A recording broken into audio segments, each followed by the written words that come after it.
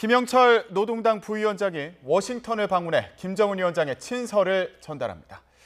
전현준 우석대학교 초빙교수, 우정엽 세종연구소 연구위원과 얘기해 보겠습니다. 두 분 안녕하십니까? 안녕하세요.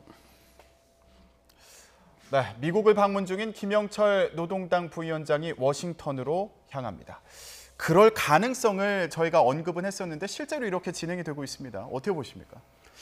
그렇습니다. 그러니까 뉴욕에서 회담할 때만 해도 이제 조금 왔다 갔다 했습니다. 더군다나 처음에 김영철 부위원장이 이제 그 북경에서 출발할 때 워싱턴으로 예약을 했다가 다시 또 뉴욕으로 바꿨다가 막 이런 우여곡절이 있었기 때문에 뭔가 좀 잘못되고 있지 않냐는 그런 우려도 있었습니다만은 어떻든 이제 뉴욕으로 갔고 거기에서 또 얘기가 잘 된 것 같습니다. 그래서 친서를 전달하는 걸로 지금 되어 있거든요.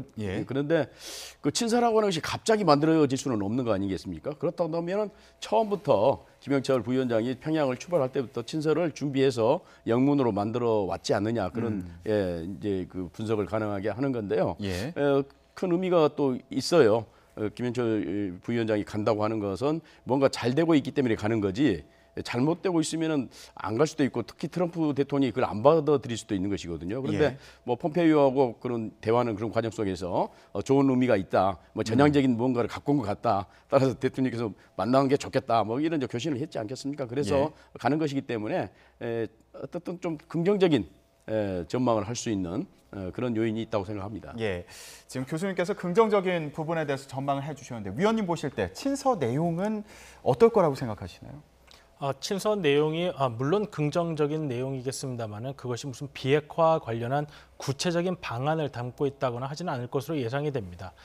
친서의 내용은 이제 긍정적이라는 측면은 아마도 트럼프 대통령이 이제 회담을 같이 하게 된 데에 대한 찬사를 보내기도 하고 그리고 한반도의 평화를 같이 논하는 데 대한 고마움 이런 정도의 외교적 수사가 들어갈 가능성이 커 보이고요.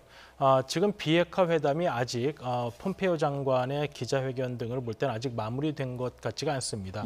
그렇다고 본다면 김정은 위원장의 친서 역시 그 부분에 어떤 확약을 한다기보다는 일단 회담에서 좋은 결과를 거두어보자라는 내용의 메시지가 될 가능성이 커 보입니다.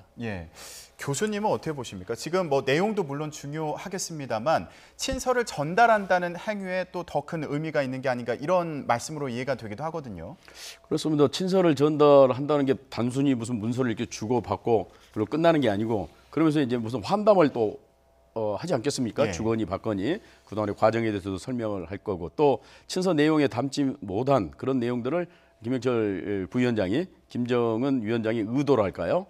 지금 생각 또 앞으로 어떻게 할 건가 이런 여러 가지를 그 얘기할 가능성이 높거든요. 그러니까 의미가 있고 또 트럼프 대통령 성질에 그 자리에서 뭐 듣고 그래요? 알았습니다. 뭐 이렇게 한 게 아니고 금방 그 자리에서 또 무슨 얘기를 할 가능성이 높아요. 어떤 답을 준다든가 좋습니다. 6월 11일 확실히 합니다. 또 뭐 체제 안전 보장도 분명히 해주겠습니다. 따라서 측에서도 완전한 비핵화를 꼭 해주시기 바랍니다. 앞으로 뭐 서로 잘 될 겁니다. 잘해봅시다. 이런 어떤 메시지를 또 던질 가능성도 있는 것이고 또 그 과정에서 우리가 2월 10일 날이죠. 그 김여정 특사가 와가지고 우리 문재인 대통령께 그 방북 초청, 정상회담 초청을 했잖아요. 물론 그때 대답은 좀 여건을 만들어서 하자 그런 식으로 대답을 하긴 했습니다만은 또 뭐 구두로라도 평양 초청을 할 수도 있지 않습니까? 트럼프 대통령에게. 그럼 또 트럼프 대통령 기분이 좋으면 내가 가겠습니다. 뭐 가능하면 빨리 가면 이렇게 또 얘기할 수도 있고. 어떻든 여러 가지 의미 있는 대화가 있을 거로 생각이 됩니다. 어떤 내용이 담겼을지 그리고 이 친서를 계기로 어떤 대화가 또 오갈지도 궁금한데 그렇다면 트럼프 대통령은 이 친서에 어떤 내용이 담겼을 것이라고 생각하고 있을까요? 들어보겠습니다. I believe they'll be coming down to Washington on Friday and a letter is going to be delivered to me from Kim Jong-un. So I look forward to seeing what's in the letter. I think it'll be very positive. The meetings have been very positive. We'll see what happens. It's a process. It's all a process. We'll see. And hopefully we'll have a meeting on the 12th that's going along very well. But I want it to be meaningful. It doesn't mean it gets all done at one meeting. Maybe you have to have a second or a third. And maybe we'll have none. But it's in good hands. 네, 트럼프 대통령의 인터뷰 내용을 들어보셨습니다. 지금 트럼프 대통령의 그 말을 보면 친서는 아마도 매우 긍정적인 내용일 것입니다. 이렇게 평가했습니다. 네. 예. 지금 트럼프 대통령의 말은 두 가지 메시지가 좀 복합적으로 섞여져 있습니다. 하나는 지금 실무회담 그리고 뉴욕에서 열렸던 회담들이 매우 긍정적인 방향으로 진행되고 있다는 점을 인정을 했습니다. 그럼에도 불구하고 아직 미국이 원하는 비핵화 방안으로 북한에서 아직 완전히 확약을 준 것처럼 보이지는 않는데요.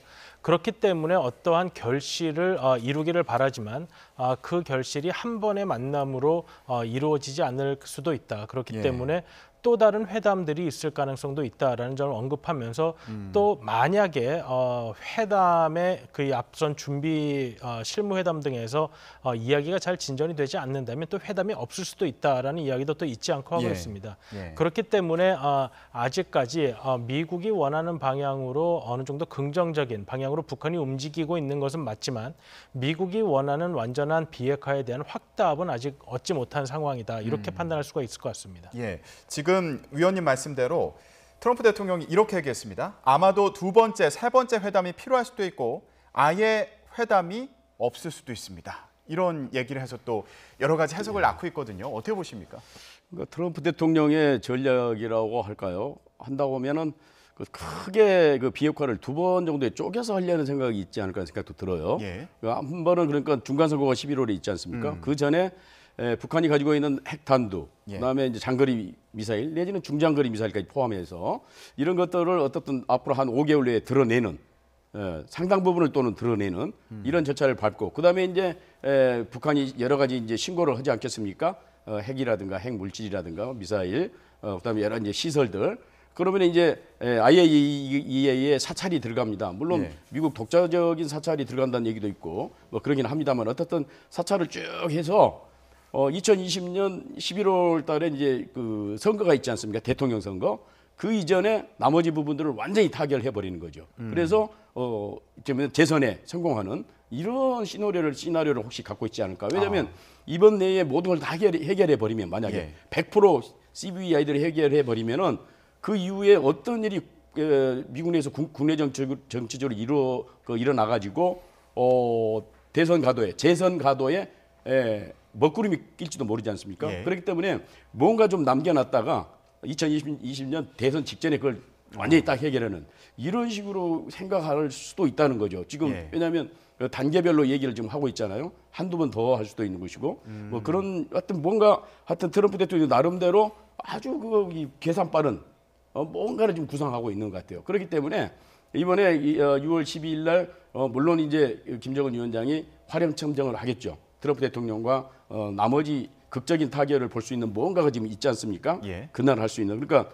김영철과 폼페이오가 만나서도 완전히 확답을 받지 못하는 그 1% 내지 2%는 6월 12일 날 아마 극적인 타결을 볼 것 같은데 그게 이제 완전한 비핵화고 대신 한 2단계 내지 3단계로의 보상을 한다고 하는 이런 타협이 이번에 이루어지면서 예. 말씀드린 대로 2020년에 뭔가 극적인 그 반전을 통해서 재선에 이르는 이러한 게 이제 트럼프 대통령의 전략이 아닐까 생각이 들어요. 예, 지금 교수님께서 중요한 그 시점에 따라서 단계적으로 비핵화를 하는 방안에 대해서 논의한 게 아니냐 이런 해석을 해주셨는데 실제로 11월 달에 미국에는 중간 선거가 있습니다. 중요한 그 분기점이 될 것으로 보이는데요. 어떻게 전망하세요? 트럼프 대통령이 지금 아직 공식적으로 미국이 원하는 방식이 무엇인지를 말하진 않았습니다. 그리고 이제 북한도 어떤 방식이 된다면 비핵화를 하겠다라는 점을 공식적으로 이야기한 바는 없고 지금 그 부분에 관해서 이제 미국이 계속해서 협상을 하고 있는 것으로 보입니다.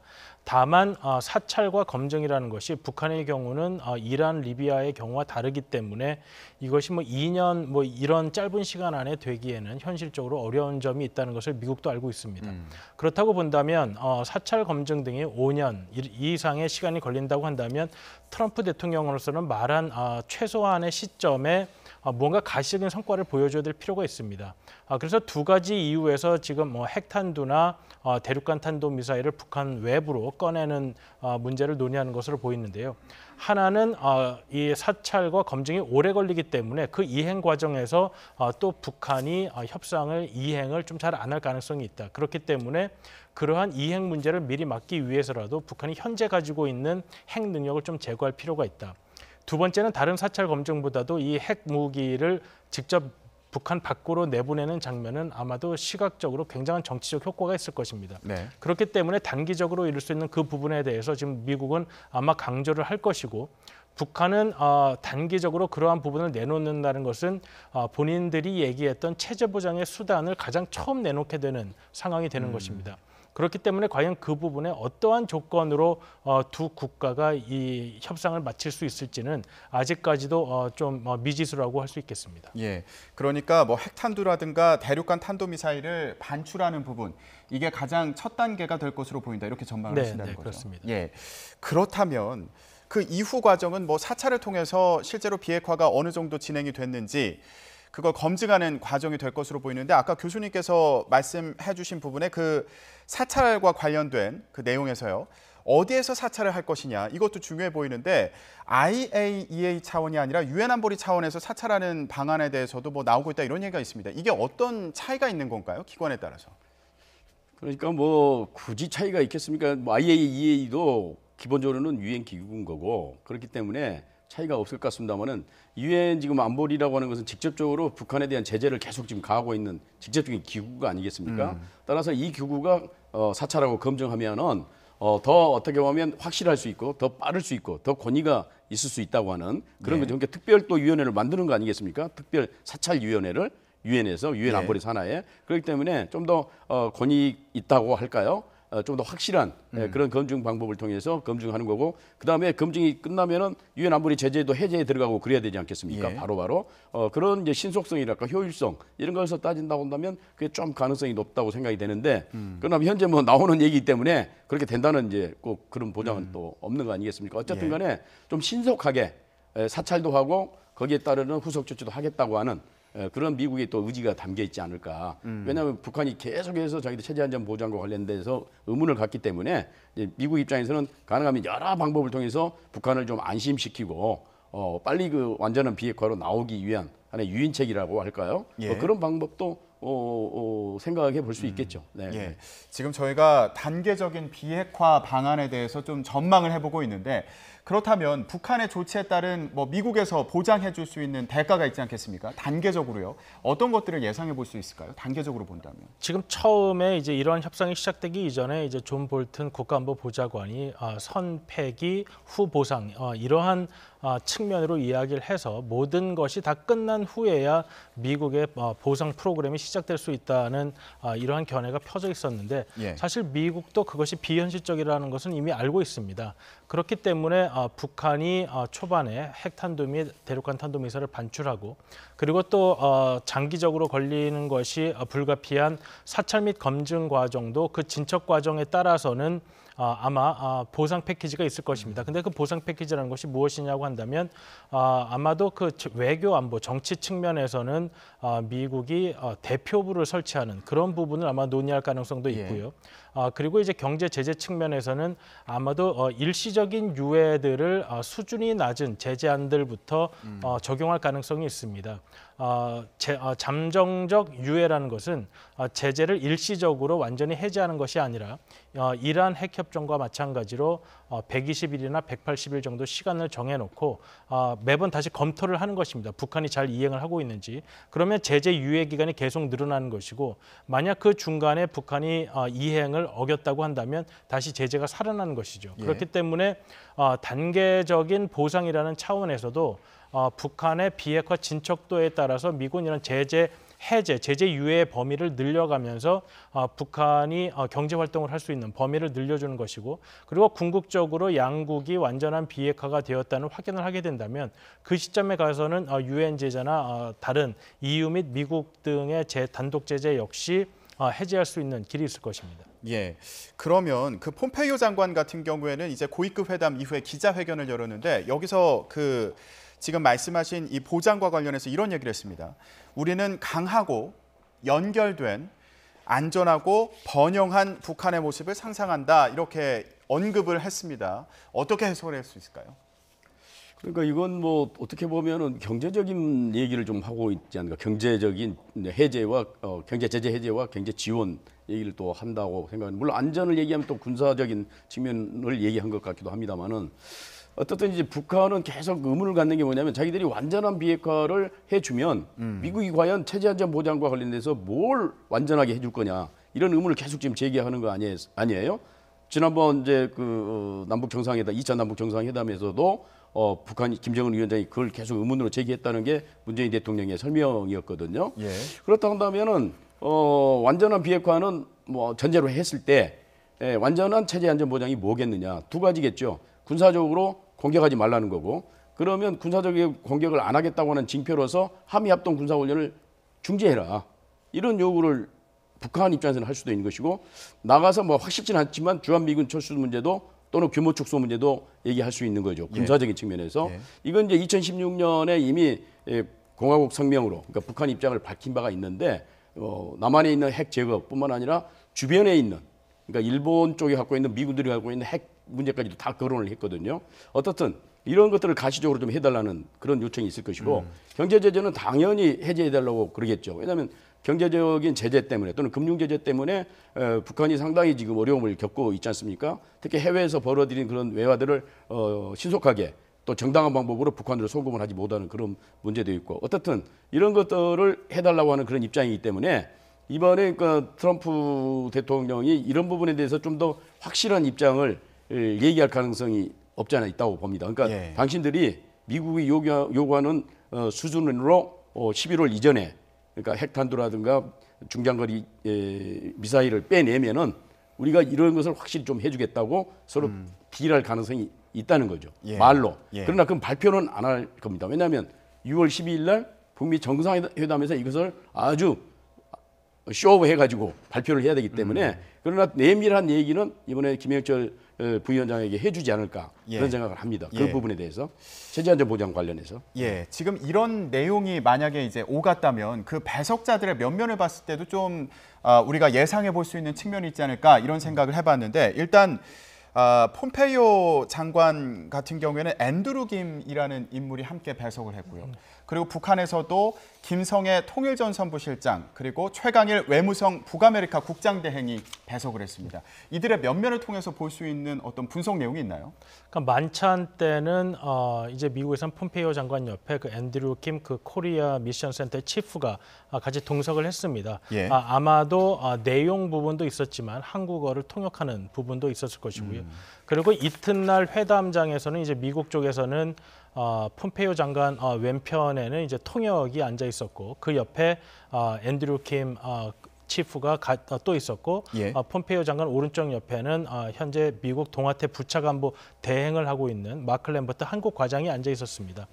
그렇다고 본다면 상당히 실무급 국무부의 실무급 인사가 또 북한의 실무급 인사들과 같이 있었던 것이기 때문에 이것은 어떤 실무적인 조율까지도 이번에 어느 정도는 이야기를 했다고 볼 수가 있겠습니다. 그런데 이제 문제는 오전에 회담이 끝난 이후에 원래는 9시부터 시작해서 한 1시 반 정도까지 예정이 돼 있다 이렇게 보도가 돼 있었는데 한 11시 반 정도에 끝난 것이죠. 그래서 이제 미국께서 이제 첫 번째 기자회견 때 나왔던 질문들은 이게 혹시 뭐가 잘 안 돼서 일찍 끝난 것이 아니냐 하는 질문을 폼페이오 장관에게 했습니다. 폼페이오 장관은 이제 거기에 대해서 원래 그렇게 길게 하려던 것도 아니고 뭐가 잘 못 돼서 일찍 끝난 것도 아니다. 다만 의제들 하나마다 끝나고 하나씩마다 다루고 있기 때문에 그 의제를 다루는 부분이 해결이 되어서 끝난 것이다라고 했습니다. 근데 이제 그 이후에 기자회견에서 이제 많은 진전이 있었지만 김정은 위원장의 결단이 있어야 된다는 부분을 강조를 했는데요. 그러니까 아마도 김영철 위원장과의 회담에서 분명히 김영철 부위원장이 답을 줄 수 있는데 한계가 있었을 것입니다. 그렇기 때문에 아마도 이번 회담에서는 이제 김영철 부위원장이 답을 할 수 없는 부분까지는 나갈 수가 없을 것이고 그렇기 때문에 이제 협상이 거기서 멈춘 것이고 아마도 6월 12일 이전에 또 북미 간의 고위급 회담이 한 번 정도는 더 있어야지 미국에서는 6월 10일 회담을 확정 지을 수 있지 않을까 이렇게 좀 예상을 해볼 수 있습니다. 예, 알겠습니다. 김영철 부위원장과 트럼프 대통령이 과연 또 어떤 모습으로 만나게 될지 이것도 관심 갖고 지켜보겠습니다. 자, 이런 가운데 판문점에서는 남북 고위급 회담이 진행됐습니다. 어떤 결론이 나오게 될까요? 전망해 보겠습니다.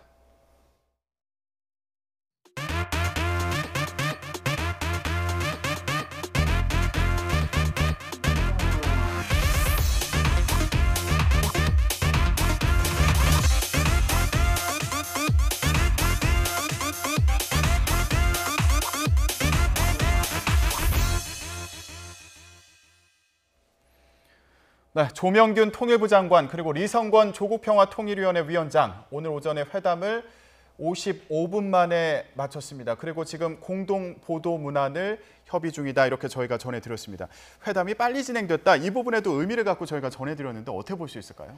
예, 빨리빨리 진행됐다고 하는 것은 뭐 안 됐을 때도 빨리빨리 끝날 것 같고 또 너무 잘 됐기 때문에 빨리 끝날 수도 있는 것이죠. 근데 지금 예. 분위기는 너무 잘 됐기 때문에 빨리빨리 끝나는 것이 아닌가. 큰 이견이 없었다고 지금 알려지고 있지 않습니까? 그런 측면에서 그동안에 그러니까 판문점 선언을 통해서 남북 간이 합의를 했고 지난 5월 16일 날 고위급 회담이 열리기로 됐었는데 북한이 이제 갑자기 그걸 이제 무기 연기시킨 바람에 부상이 됐습니다만은 사실상 그 전에 그러기 때문에 남북 간이 합의할 이행을 해야 될 그런 주제는 다 나와 있지 않습니까? 예. 그렇기 때문에 거기서 특별히 무슨 뭐 이견을 제시한다든가 다툰다든가 그런 일은 없었을 거로 생각이 되고 특히 이제 이번에는 이제 개성에다가 남북 공동사무소를 설치하는 문제를 우리가 제기했을 때 북한도 뭐 거기에 대해서 큰 이의가 없었고 오히려 이제 개성공단이 좀 오랫동안 지금 멈춰 있었기 때문에 그걸 조금 수리하는 그런 과정만 있을 뿐이지 별 문제는 없다 이렇게 나왔습니다. 물론 다른 의제들도 다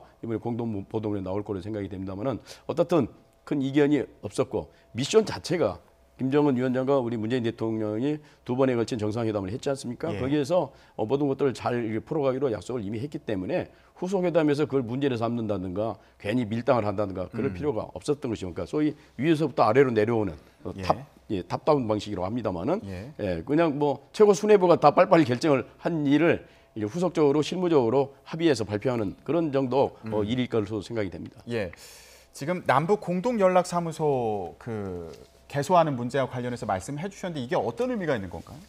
지금 과거에는 이제 정치 상황의 부침에 따라서 이제 북한과 연락이 안 되는 경우가 있었습니다. 네. 남북 관계가 좋을 때도 이제 어떤 정치적 상황에 따라서 북한이 일방적으로 이제 연락을 받지 않음으로써 우리가 연락이 필요한 상황에서도 연락이 되지 않는 경우가 있었는데요. 이렇게 개성의 공동 연락 사무소를 설치를 하고 직원들이 이렇게 상주를 하게 되면 그렇게 연락을 회피할 수 있는 방법이 많이 사라지는 것이죠. 예. 그렇기 때문에 이제 그러한 점을 좀 보증한다는 측면도 있고 일단은 남측과 북측에서 이렇게 공동 연락 사무소를 공동으로 운영하게 될 수밖에 없기 때문에 그러한 점에서 또 다른 교류가 시작될 수 있다는 의미가 있습니다. 예, 그러면 어제 저희가 관련 내용을 좀 전망할 때도 혹시 북한이 앞으로 계속 탈북 여종업원 문제를 거론하는 거 아닌가 이 부분에 대해서도 짚어봤는데 오늘은 그런 내용이 뭐 언급되지는 않은 게 아닌가 이런 생각이 들거든요. 어차피 8.15 때 그 이사가족 상봉을 해야 되기 때문에 시간이 많지 않잖아요. 예. 그런데 이제 그동안의 북한의 언론 보도에 의하면은 그 문제를 계속 삼았어요. 이산가족 상봉과 관련돼서 이제 적시자 회담을 해야 되는데 그 자기들이 여성 공민들을 송환하지 않고 뭐 잘 되겠는가 이런 입장을 표명해 왔는데 오늘 관련된 보도는 없습니다. 분명히 이 문제가 논의가 됐을 거거든요. 이산가족 상봉 문제가 주요 의제로. 근데 거기에 대해서 북한이 크게 이의를 제공했다는 그런 얘기가 없고 그러한 뭐 어떤 분위기가 지금 없어요. 따라서 그동안 했던 것은 하나의 협상의 주도권을 잡기 위한 그러한 요구였던 것이고 실제 있어서는 8.15 이산가족 상봉이 그냥 원안대로 지금 진행되지 않을까 그런 전망을 해봅니다만은 어떻든 좀 특이하고 기이한 일이기는 합니다. 왜냐하면 그 문제는 아주 특별하게 북한이 지금 대응해 오고 있거든요. 2016년 이후에. 근데 이번에 별 얘기가 없었는지 아니면 그 의제 자체가 지금 빠졌는지 그건 확실치는 않습니다. 물론. 예, 알겠습니다. 자, 오늘 남북 고위급 회담에서 어떤 결론이 났는지 들어오는 대로 저희가 전해드리겠습니다. 오늘 말씀 여기까지 듣겠습니다. 두 분 고맙습니다.